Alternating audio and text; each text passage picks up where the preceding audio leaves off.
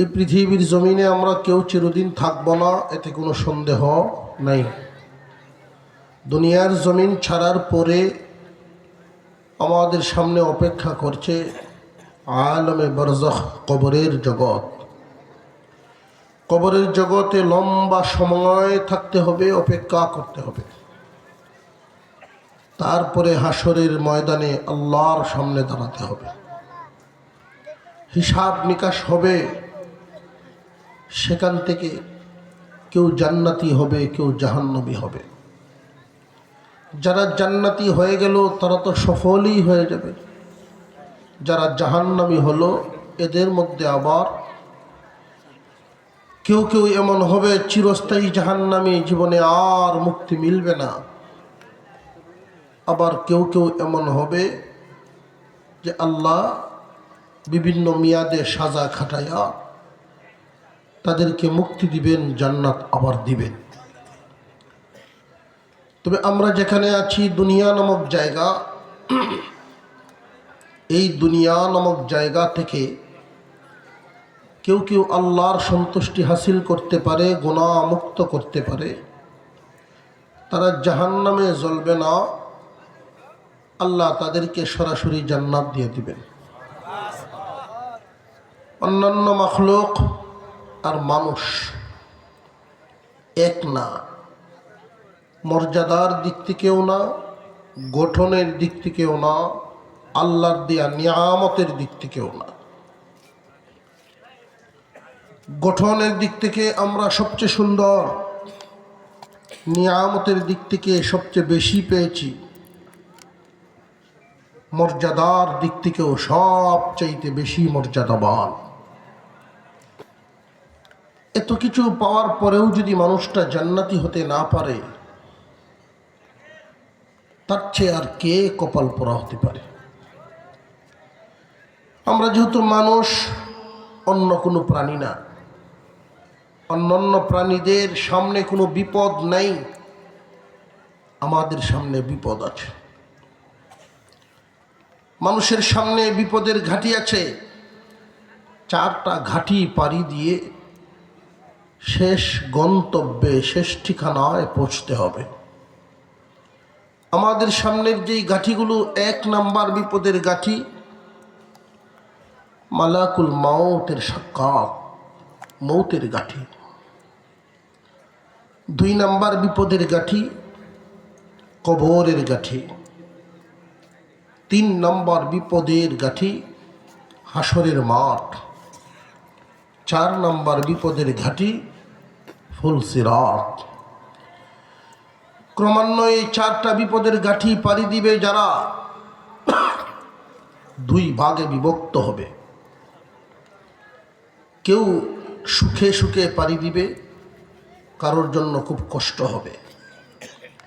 আমরা কি কষ্টে এই ঘাঁটি পাড়ি দিতাম না সুখে পাড়ি দিতাম? আল্লাহ পাক রব্বুল আলামিন একদল মানুষের জন্য ওই ঘাঁটিগুলোতে সুখের ব্যবস্থা রেখেছেন, আবার কারোর জন্য অত্যন্ত দুঃখের, কষ্টের ব্যবস্থা রেখেছেন। আজরাইল আলাইহিস সালাম মানুষের জান কবজের দায়িত্বে, আজরাইলের আন্ডারে অসংখ্য অগণিত ফেরেশতা আল্লাহ দিয়ে রাখছেন। মানুষের যখন জান কবজ হবে, 2টা হালত। একটা হলো অত্যন্ত সহজ এবং আসানের সাথে জান কবজ, আরেকটা হলো কষ্ট দেওয়ার মাধ্যমে জান কবজ। কষ্ট দেওয়ার মাধ্যমে যদি জান কবজ করা হয়, তার হালতটা কি? ওয়ান্নাজিআতি গারকা ওয়ান্নাশিতাতি নাশতা। আল্লাহ পাক রব্বুল আলামিন 2টা হালতই তুলে ধরেছেন। কারোর জান কবজ করা হবে গিরা খোলার মাধ্যমে, কারোর জান কবজ করা হবে আত্মা ডুব দিয়া বের করার মাধ্যমে। বান্দা যদি নেককার হয়, নেককার বান্দার জান কবজ করা হবে বেলুনের গিরা খুললে বাতাস যেমন বের হয়ে যায়। মানুষের এইখানে এই জায়গায় একটা গিরা খুলে দেওয়া হবে, রূহ নামক বস্তু ফুস করে বেরিয়ে যাবে, আসানের সাথে জান কবজ হবে। আর যদি লোকটা বদকার হয়, ফেরেশতাদেরকে দেখেই তার আত্মা লুকায়া থাকবে, লুকাইতে থাকবে, ভিতরে লুকাইতে থাকবে। ফেরেশতা ভিতরে ঢুকে ডুব দিয়ে আত্মা বের করবে। হালত কি উদাহরণ দিয়ে বুঝাইলে সহজে বুঝবেন। শালুক চিনেননি? শালুক মুরব্বী যারা তো চিনবেন ভালো। শালুক কোথায় থাকে? পানির নিচে না, মাটির নিচে।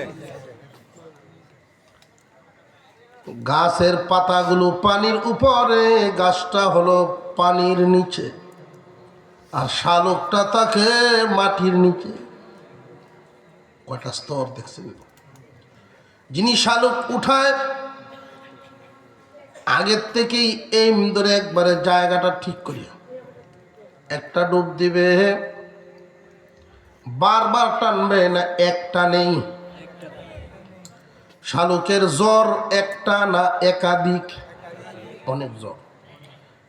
এক টান দিয়ে সবগুলো জ্বর ছিঁড়ে ফেলে।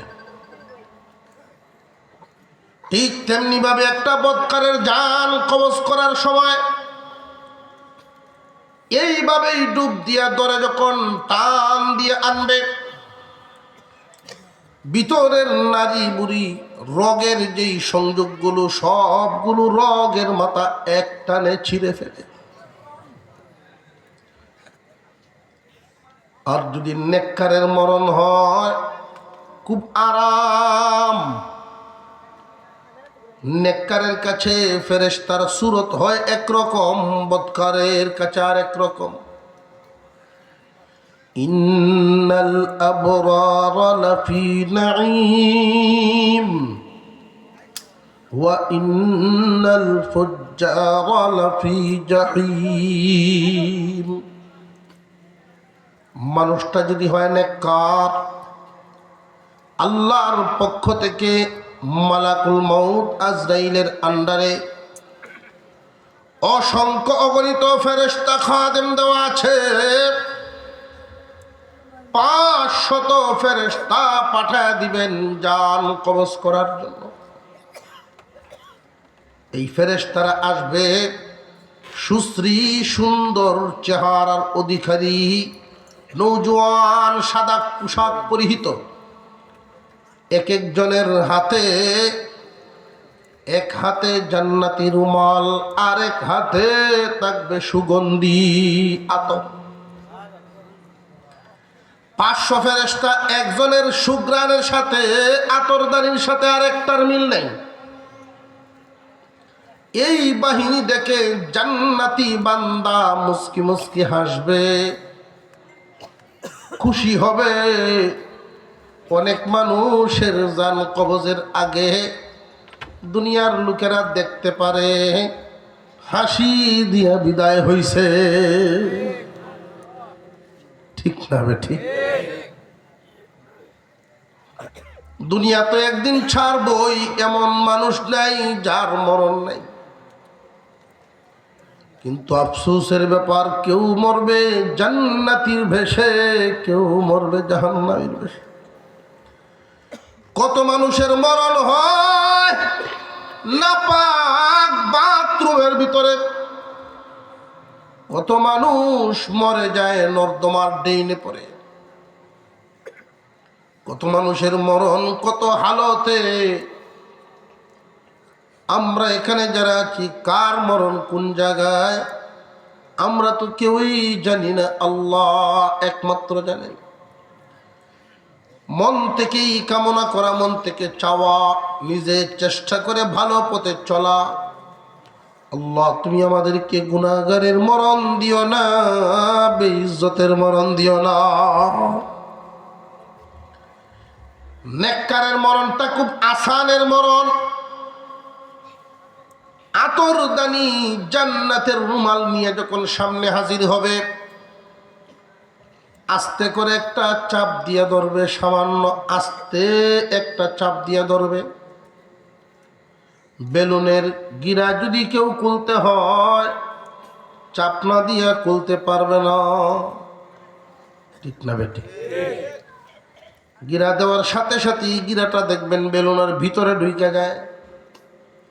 এটা বের করতে হলে একটু দূর থেকে চাপ দিয়ে এই গিরাটা খুলতে হবে। এই হালকা চাপটাই মনে হবে উহুদ পাহাড় রাইখা দেওয়া আছে। গুনাহগার আর নেককার খুব সাবধান। আল্লাহ পাক রব্বুল আলামিন আমাদেরকে গুনাহমুক্ত হয়ে বিদায় নেওয়ার ব্যবস্থা রেখেছেন। গুনাহ তো হয়েই যায়, কুল্লু বানি আদম খাত্তাউন খৈরুল খাত্তাইন আত-তাওয়াবুন। যে ব্যক্তি তওবাকারী হয়, তওবা করে বেশি বেশি, আল্লাহর পছন্দের বান্দা হয়ে যায়। আল্লাহ চান বান্দারে গুনাহগুলো মুক্ত করে তারপরে দুনিয়া ছাড়ো। গুনাহ নামক ময়লা নিয়ে আসবা না। দুনিয়ার মসজিদের ভিতরে, আল্লাহর ঘর, ওই মসজিদের ভিতরেই তো নাপাকি নিয়ে ঢুকা যায় না, ঠিক না বেটি? তাহলে গুনাহ নামক ময়লা নিয়ে জান্নাতে কেমনে ঢুকবা? আল্লাহ পাক রব্বুল আলামিনের দয়া, এই দুনিয়ার জমিন থেকে অনেক মানুষ তার জিন্দেগীর গুনাহ যদি মাফ করায় যেতে পারে, সরাসরি জান্নাত। তওবার পরিমাণ বেশি বেশি করে তওবা করা। কারোর হালত এমন হয় গুনাহগার হয়ে মারা গেছে, কবরে তার আযাব হইতেছে, কিন্তু দুনিয়াতে এমন কাজ চালু আছে যেই কাজের উসিলায় কবরের আযাব বদলে যায়। কবরের আযাব পরিবর্তন করে তারে আরামের বিছানা দেওয়া হয়। আবার এমন কিছু কাজ আছে যেই কাজগুলো সে দুনিয়াতে করে যাওয়ার কারণে হাসরের ময়দানে উসিলা হয়ে দাঁড়াইবে। এই পৃথিবীর জমিনে কোনো মানুষ যদি আওলাদ রেখে যান, এমন ঘটনা হাদিসের কিতাবের মধ্যে আছে। গুনাহগার বান্দা দুনিয়া থেকে বিদায় হয়েছে, এই বান্দা যখন কবরে আছে, কবরে আযাবের হালত। আল্লাহর ওলি খাসপ হয়েছে, উনি দেখতে পেয়েছেন কবরে আযাব হচ্ছে লোকটা। সুবহানাল্লাহ। লোকটার আযাব হইতেছে, অবস্থাটা বুঝে উনি দোয়া করলেন, প্রভু গো আযাব বদলায় দাও, শান্তি এনে দাও। না, দোয়া কবুল হচ্ছে না, আযাবই হইতেছে। কিছুদিন পর এই জায়গায় আল্লাহর ওলির আবার কাশফ হয়ে গেল। এখন দেখেন ফুল বিছানায় ঘুমায় আছে। আরো জোরে কোন সুবহানাল্লাহ। আল্লাহর ওলি দোয়া করে, আল্লাহ তোমার এই বান্দা কোন গুনায় জ্বলছিল আমরা জানি না, তবে তার হালত দেখে আমি দোয়া করেছি, এলাকার বড় বড় বুজুর্গানে দিনকে দিয়া দোয়া করাইলাম, কিন্তু তুমি পরিবর্তন করলা না। এখন আবার কিসের বদৌলতে তারে তুমি কষ্ট থেকে সুখের হালতে নিয়ে আসলা? আল্লাহ পাক রব্বুল আলামিন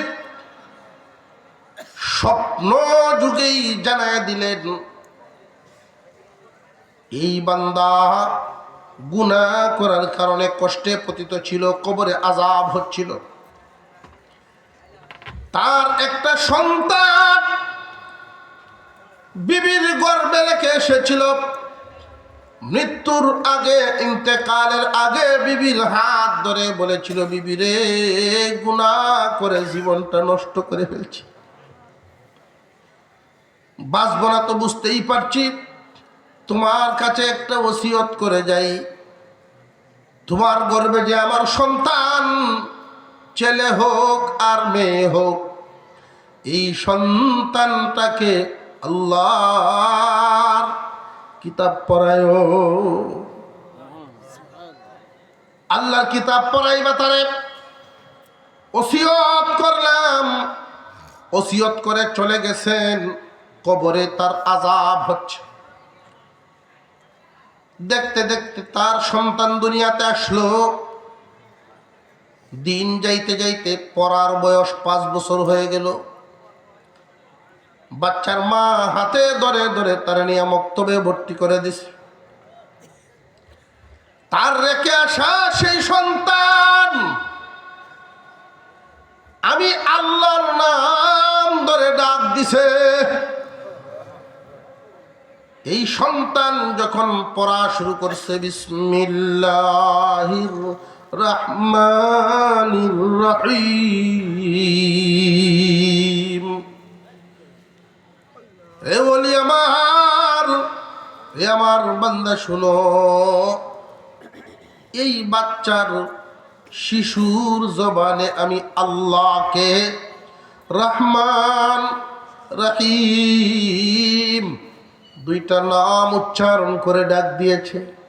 এবার বলো দেখি, এই শিশুর বাবারে আমি কেমনে আযাব দেই? তার উসিলায় আমি তাকে মাফ করে দিয়েছি। আর জোরে কোন সুবহানাল্লাহ। কোন মানুষ হাসরের ময়দানে মাপ পাবে। হাসরের ময়দানে আল্লাহর দয়া হবে। দুনিয়ার জমিনে দেখবেন সচরাচর একটা নিয়ম আমরা দেখতে পাই, বাবা যদি সন্তানের প্রতি কোনো কারণে খুব রেগে যান, রাগের চোটে বাড়ি থেকে বের করে দেন, যা আমার বাড়িতে তোর কোনো জায়গা নাই। বাবা সন্তানকে বাড়ির থেকে যদিও বের করে দেন, কোথায় যায়, কার ঘরে যায়, আবার লোক মারফতে চোখ রাখে, খবর রাখে। বুক ভরা দয়া মায়ের কারণে বাবার অন্তরে সন্তানের দয়া। রাত যদি হয়, বিছানায় এসেও বাবা তো রাগে তারে দমক দিয়ে বাড়ি থেকে বের করে দিছেন।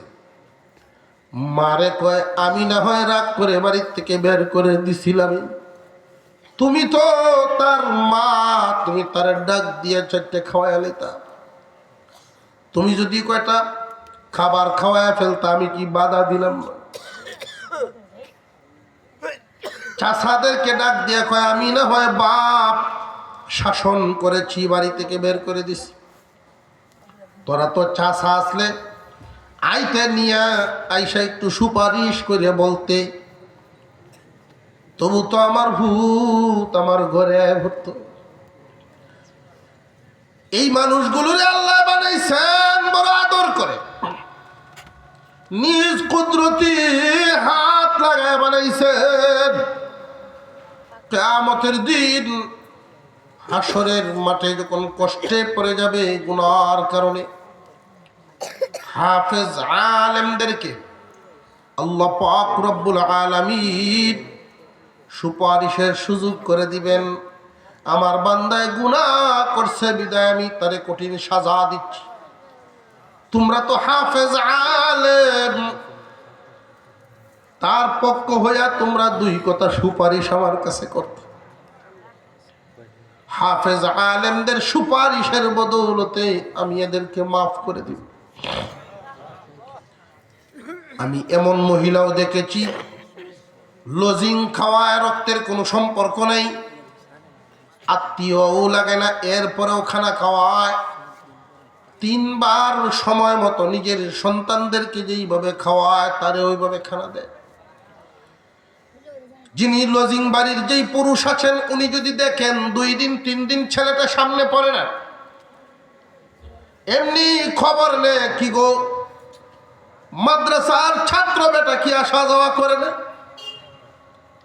কোন সম্পর্ক তোমার সাথে গড়ে উঠলো? কিয়ামতের কঠিন ময়দানে হাফেজুল কুরআন, আলেম উলামা যে মর্যাদা পাবে, সেই দিন হাফেজ আলেমদের সুপারিশে ওই লজিং রাখনেওয়ালা, কুরআনুল কারীম পড়ানো সাহায্যকারী ওই মানুষগুলোর দেখে দেখে সুপারিশ করবেন, আমি তার বাড়িতে খানাকে পড়াশোনা করেছি, আল্লাহ তুমি তারে মাফ দাও।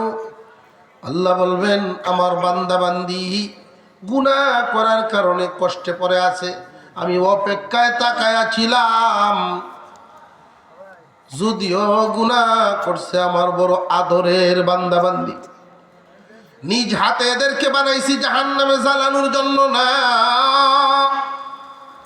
হাফেজ আলেমগণ যখন সুপারিশ করবে,